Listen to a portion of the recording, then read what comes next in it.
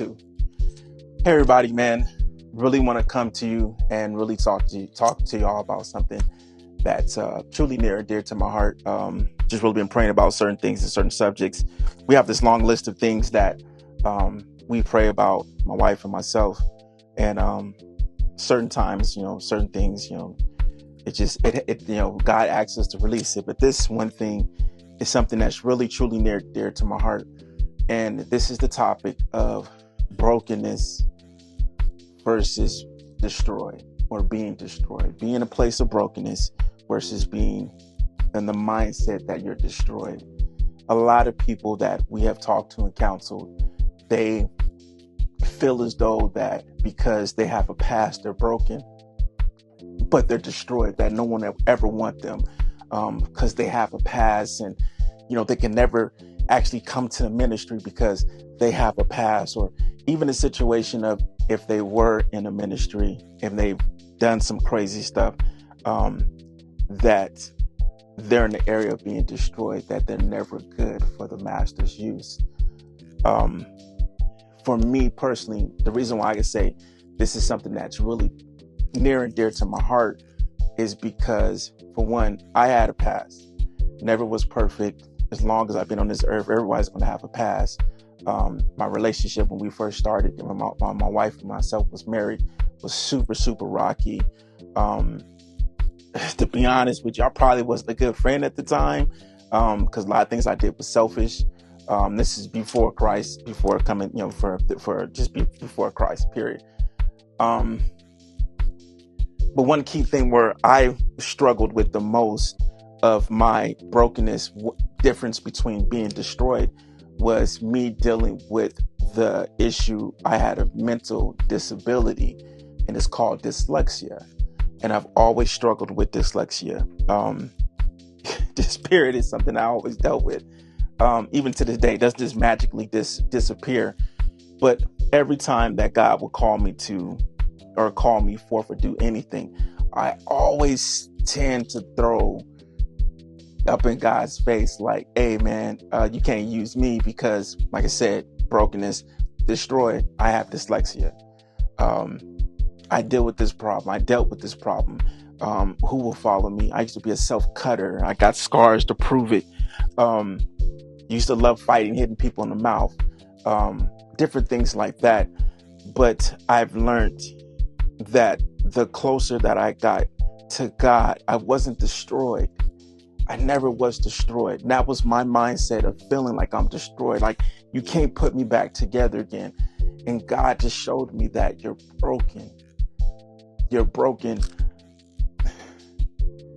When I fully came to Christ, and even when I was younger, I always struggled with the image of looking at everybody else and trying to fit into them and masking the fact that I had a mental disability.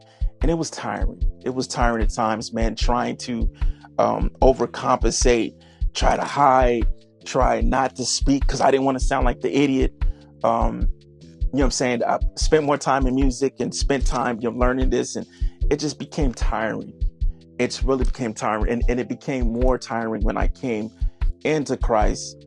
It was like the last final time came into Christ, man, over 20, I think it was 25 years ago. Man, I'm old.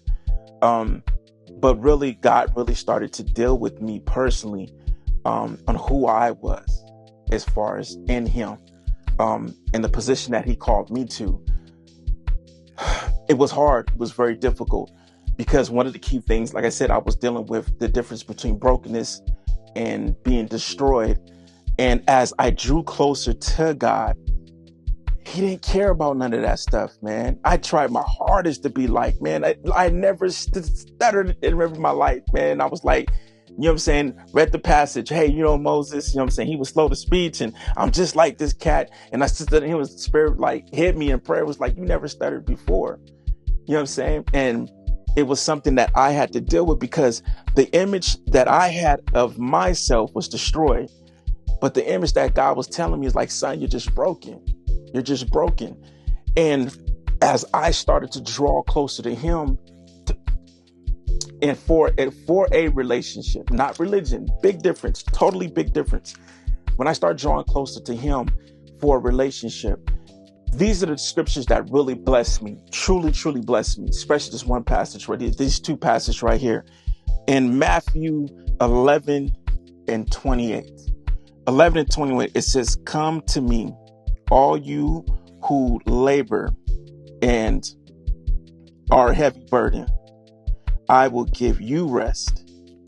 Again, he says, "Come to me, all you who labor and are heavy laden, and I will give you rest." And I was just like, it really blessed me. But when I started reading another version of it, and it really opened up even more so. The MSG version says it like this: "Are you tired, worn out, burnt out on religion?" These are questions. It says, "Come to me. Get away with me, and you'll recover your life. I'll show you how to take a real rest." I used to work hard, man, and my wife really taught me. Man, I could be at a beach, man. I could be in a perfect good setting. I never had rest. I was always tormenting, going from here. Never was the person that I felt I needed to be, looking at major cats and look how this dude walked and look how he carried himself and look at the outfit he had on. And I kept throwing that stuff up to God and carrying that and seeing and other people praying. And I kid you not, I had people saying, "Hey, you know, you're cool now, but you know, when you get to this point, man, God is going to take you off and he's going to change all this stuff." Guess what? He's never did. I still say cat. I still do my thing. I still rock what I rock. You know what I'm saying? But the messenger has changed. The messenger has changed. My mentality and my position where I'm in now within Christ, that has changed. The outward look, I still have scars. I still struggle with dyslexia. I still struggle with certain things because that's just the flesh aspect of me. But let me tell you this, when I came to God and I got rid of all that stuff, I took all that stuff, I was like, "Here, God, I'm tired of carrying this. I'm tired of being this, what society is telling me I'm supposed to be. I'm tired of being what this religion aspect is telling me." That is when I started to truly have peace. I truly started to have peace. And this one passage, when he says here, he says, "I'll show you how to take a real rest." He says, "Walk with me and work with me. Watch how I do it." Not new. Watch how I do it. Learn the unforced rhythms of grace. He says, "When keep this beautiful thing." He says, "I won't lay anything heavy or ill-fitting on you. Keep company with me, and you'll learn to live freely and lightly." That right there just blew my mind, because God is saying, dude, just come as you are, dude. Telling you, just come as you are. I mean, it doesn't care about all the past, man. It doesn't care about all the things that you've done, because we all have a past. Like I said, I was a self-cutter. I got scars, man. I got scars in my knuckles where I used to hit people in the mouth. You know what I'm saying? I definitely don't have the hair I used to have either. But God is saying all that stuff doesn't matter to him. All he wants us, me, and everybody that comes to him who are broken, who feel tired because of I don't know about y'all, man, but me, when I'm tired, I would tend to throw the baby out with the bathwater. I would just get frustrated. I'll just want to quit everything. But that was a wrong mindset. The reason why I was so tired is because I'm trying to wear something that wasn't fitting for me. I'm trying to do something that it wasn't new. It's not new. I'm not that person or that cat that will walk in and constantly wear a three-piece suit. First of all, because expensive is crazy, but I'm just not that cat. You know what I'm saying? So trying to conform in what the image that society had for me. But not only just that, but trying to conform in the image that I have placed before myself was a bondage within itself. Just in that mindset it is in. I had to change that. I had to come to the point when I came into God, I was broken. I wasn't destroyed. What really blessed me and really helped me was understanding that the peace of God does not come with a price. Meaning, I don't have to pay out money to get the peace of God. I don't have to do that. Matter of fact, a key secret to the whole situation, I don't even have to go to church to experience the peace of God. If you're at your office, you're in your home, you're in a corner, you're in prison, you're sitting there in your car on the freeway, whatever you at, God is saying, if you just simply just cry out to him and say just a simple prayer saying, Father, I'm done with this. I'm tired. This burden that I've been trying to carry is too much for me. I'm tired. Your boy's about to quit. Your boy's about to walk away from everything. Father, I need you to come into my life because I'm done carrying something that doesn't fit me. I'm done struggling with the image that I have placed of myself because it's falling short from what you've called me to and what you have shown me. It's just as easy as that. And God can bless you. Just as easy as that. Just as easy as that. God can bless you. And he will move into your life. Another thing that blessed me was a passage that says, blessed are those who mourn, for they shall be comforted. That showed me that God desires your emotions in prayer, because in prayer, that's a communication. I fell short because I was trying to act hard from God and hide how I truly felt. Dude, I had a really conversation where I told God I was pissed off. And I thought I for sure I was going to get leprosy. I thought I was like, I'm going to get leprosy. But I had a real conversation. So I'm pissed off at you. I'm not liking you. We ain't cool right now. And nothing happened. All he kept doing was just comfort me and says, I understand. I got you. I understand your frustration. And the more I became open to God and drew closer to him, the more he drew closer to me and showed me that he is real. Religion keeps you away from God. Relationship is what God is requiring for all those who come to him. He wants you and he desires that you have a relationship with him. And that's all what God is asking for right now. He's asking for all of us to have a relationship. And this one key nugget, I'm not trying to keep everybody too long because I know everybody's busy and they got things they're going to do. But God showed me in my walk that if you are in position, you don't have to chase the promise. Again, if you're in a position where God needs you to be and where he placed you at, if you stay in that position, you don't have to chase the promise. If you stay in a position with God, peace will be there. If you stay in that position of God where he wants you to be, that healing will be there. You know what I'm saying? You don't have to pay for it. You don't have to run out there so tired. You don't have to sit there and say, hey, you know what? You don't have to buy a pillow, a prayer shawl, one of these bricks, wooden pieces right here. You ain't got to buy none of that stuff. All God is saying is if you're in that place where he needs you to be, that place right now, that place, the promises are in that place. Out of God's position, then you're going to run around crazy. The mindset is going to be different. It's not cool being there. A lot of people have been in that place where they're out of place, trying to pull into God's promise and saying, God, I'm sinning. I'm doing all this stuff. But I still want you to bless your boy. God, I just stole something. I want you to cover me so the cops don't get. That doesn't make quite sense. But that's the mindset that Christians have been having. The mindset of God is that he doesn't want relation. He doesn't want religion. He desires a relationship with you. When you're in that position, you don't have to chase promises. when you're in that position where God needs you to be, in a point of brokenness, and saying, God, I'm crying out to you. Doesn't matter where you're at.